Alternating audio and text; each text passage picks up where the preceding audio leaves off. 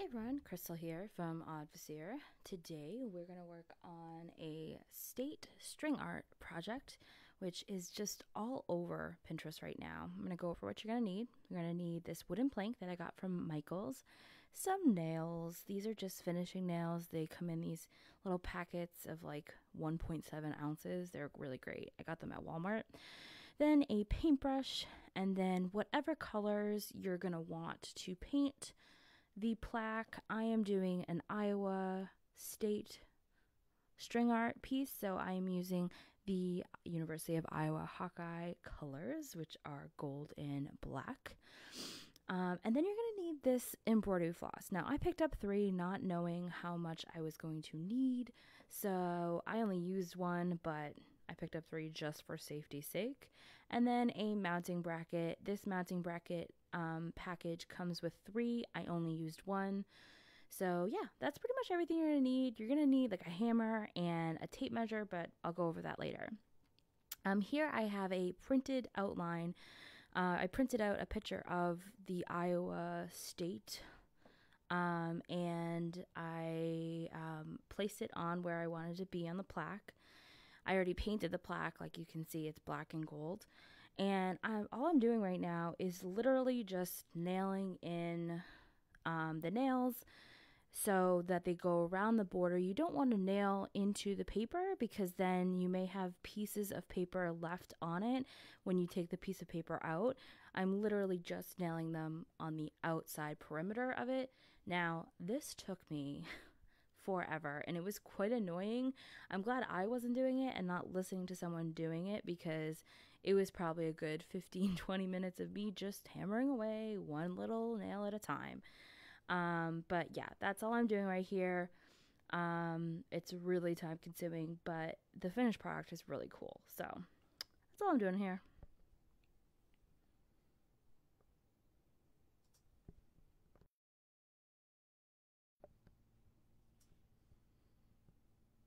So at this point, you are going to take out the piece of paper. I also added a heart, which I just drew in with a pencil and nailed in the nails around the heart where your location is.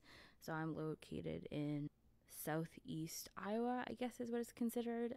So I just put that in. Here I'm making a loop on the embroidery floss, and I'm just tying that loop to, your starting point. So I put it at the bottom of the heart so I could remember it. And this also is a very time consuming process of just kind of looping around the nail with the embroidery floss and then going to the next one and looping around with the embroidery floss until your entire thing has created a look that you like.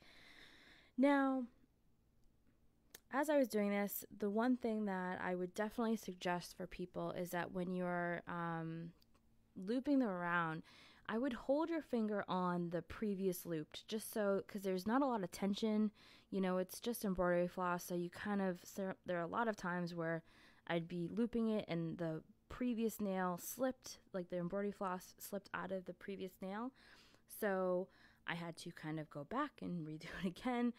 You can probably see me do that a few times, but you're just gonna just continue looping and going back to the heart. And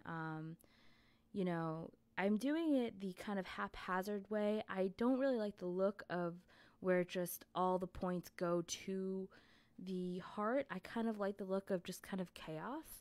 That's just me. It's really up to you what kind of way you want to do the string or the embroidery floss on it. So just kind of do this until you're done. This took me about, a good 15 minutes to do, but you'll see in just a second how awesome it looks when it's done. So what I'm doing here is I'm just kind of searching for any nails that I may have missed. Now there's a lot of nails, so there's sometimes I had to kind of go over one again, but I'm just looking for any nails that I have not wrapped the string around. And at that point, I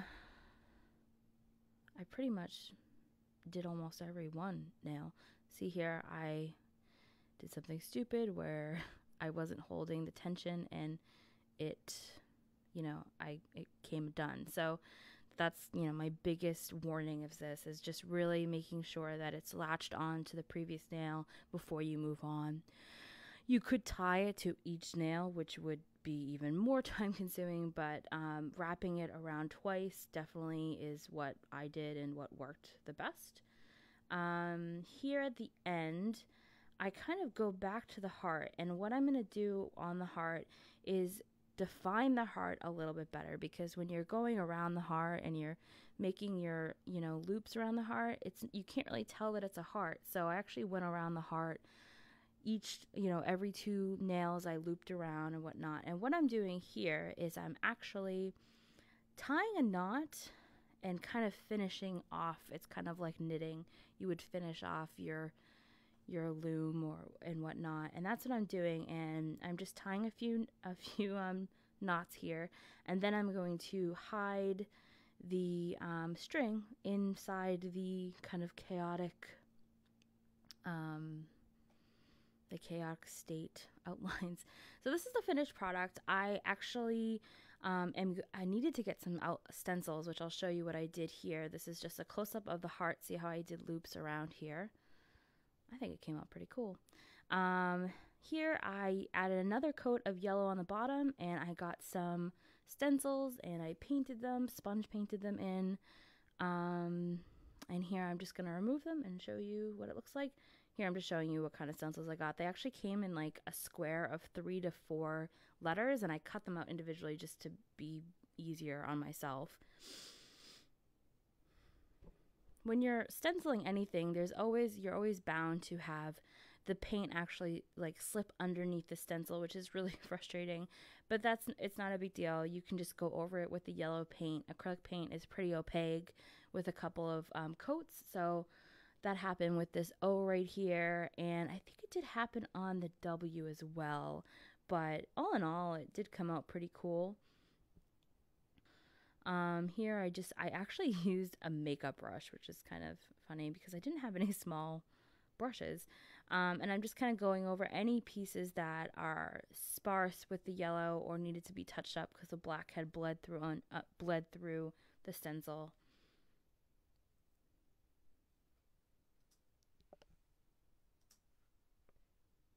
Here I am taking a measuring tape and measuring the back of the plank. Now this plank was 16 inches wide, so the middle point would be 8 inches. So I just marked it off here with a pencil. And I took the bracket, the package of brackets, and I took one out, and they come with tiny, tiny, tiny, tiny, tiny nails, which are the most infuriating nails I've ever dealt with. That you have to actually nail the bracket into the piece of wood. And this took me way longer than it should have. But basically on the bracket there is a middle point, and there's an indent on the bracket that's showing you where the middle point is. So I put that where I marked it off at 8 inches so that it was the exact middle, because there's nothing worse than making and spending all this time on this project and then you go to hang it up on your wall and it's crooked. So you really want to make sure that you're in the exact middle of the plank or the board of, you know, your art piece, because that would just be a pain in the butt.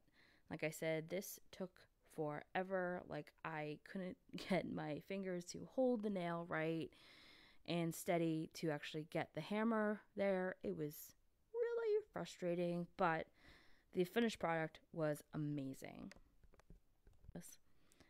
And here is the finished product hanging up on my wall. Now there is a string hanging loose here, which is actually the string that I hid into the string, but it ended up coming down, which I ended up cutting off later, but I think it looks pretty cool. I think it's a nice statement piece if you are, you know, really into, you know, it's a cool thing to put on your wall. I hope you guys enjoyed this craft project. I'm trying to do more of these craft projects in the future because I know you guys like them. Please give me a thumbs up, comment, like, subscribe, do all that happy horse stuff. I hope you guys have a great day, and I will talk to you guys later. Bye.